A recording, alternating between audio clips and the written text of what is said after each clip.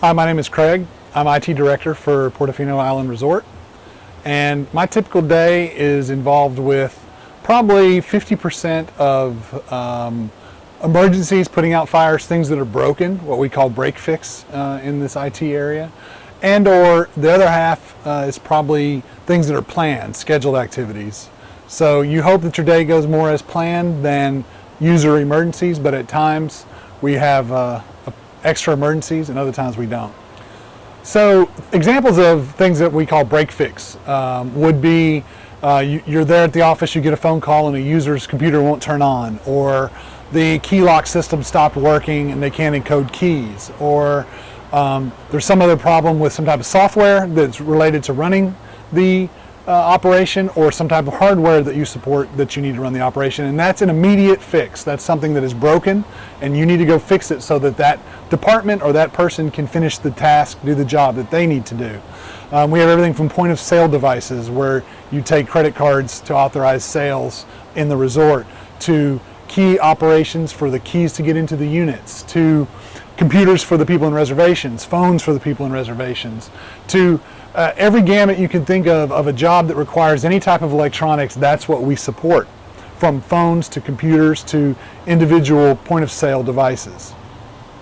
Planned operations or planning tasks, things like that would be we're putting in a new system, some type of new software, and we're implementing that, or a new backup solution for how to back up the data for the resort.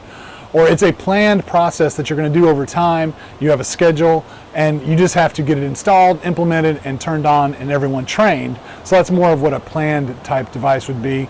Or if you were doing some kind of planned maintenance on some of the equipment, where you had sent out a notice to the people involved and said, we will be servicing this equipment on this day, so it will be unavailable to you, so plan your work around that service time.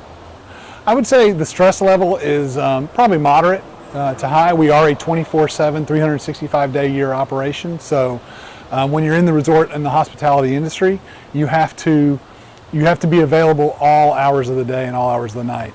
In many places there's multiple teams for coverages, other times there aren't, so you have to be aware of and be ready for being available 24 hours a day, because you are the key for the resort and the people doing their job to the information side of things. So as far as education and certifications and things of that nature, there are many ways to get through this type of education and certifications for the job. You can come at it from a technical standpoint, where you are getting certifications in software, say Microsoft level certifications for networking and for specific levels of certification that they offer, and or you can add on to it levels for specific equipment, say the routers and the switches and those kind of things, where you're coming at it from an equipment, hardware, software certifications, and those type of educations, which are very valuable because you'll know the infrastructure and how to work within the infrastructure, how to set it up, and how to make sure it's all working properly. On the other side of it, there's the business side of it, where you're coming in from a business management standpoint, where you are looking at things like a chief information officer, or those type of degrees, where you're getting a technology degree in business. So it's a business degree with an emphasis on computer science or computer information technology, or whatever it's called at the business school that you're at, but it is a focus in technology in the business of that area of the business. So it would be a CIO level or a IT director level. And the certifications for the equipment and the technology are also important on both sides. So you can come up from one side with the certifications, then learn the business side and cross over. Or if you're in the business side of it, you also have to understand the infrastructure and how those things all work together, or you won't be successful in managing those areas, because you won't understand how to do it. So really you need a cross of both, but you can put one before the other or work in concert to get them both at the same time. But they're all very important depending on what level you want to work in and what interests you the most. So now the best and worst part of the job. So the best part of the job, obviously technology is an area that's well compensated, and we all want to go into areas where we're going to make money enough to support our families and be well compensated for the time we spend away from them. So that is one key piece of it. And another thing, best part of the job is really it's satisfying to stay on top of new technology. So you're usually aware of, you have to be part of in new and emerging technologies, things that are exciting, cutting edge. And so you get to, as part of your job, stay on top of those things. And it's one of those things where it's not wasting time, it is part of what you should be doing. Also, so when you get to the worst part of the job, I mentioned earlier that we're a 24/7, 365 day operation, and you know, like sometimes there's multiple people that have coverages and on-call duties, but when you're in a small operation, you're the guy that's on call. So at 2 in the morning, you get the phone call when something is broken and you need to go fix it. And so the worst part is, sure, sometimes you don't want to get out of bed at 2 in the morning and go fix a problem, but you have to. And that's something you should be aware of and be ready for. There's also competing issues when you have two people within the same company and operation that are both very important, and they both have something at that moment that needs to be fixed, but you can't fix both of them at the same time. So you have to decide, and you have to explain to a coworker, a colleague of yours, that their problem is not as important as someone else's. And that's difficult because we want everyone to feel that what they do is important and it's critical to the success of the organization. And I don't want to have to explain to somebody that their problem is of lower priority than someone else's at that moment in time, but that's reality and that's truth. So that is a hard part of the job, to have to balance that and manage that.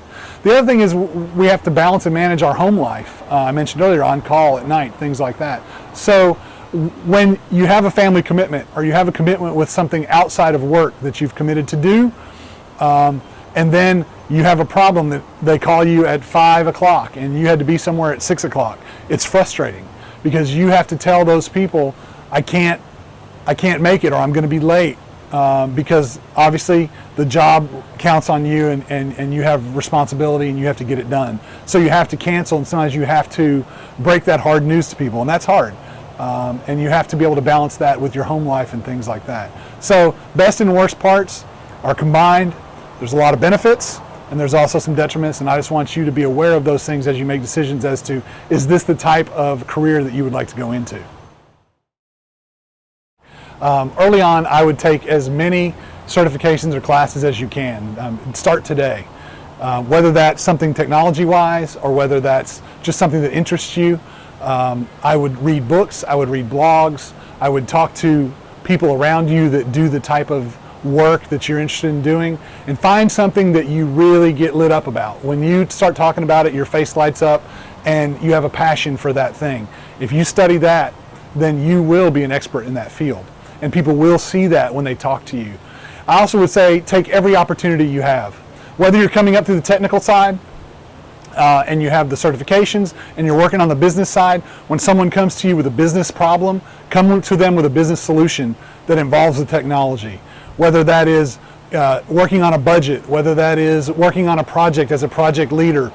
Hone your management skills and your leadership skills if you're coming up through the technology side.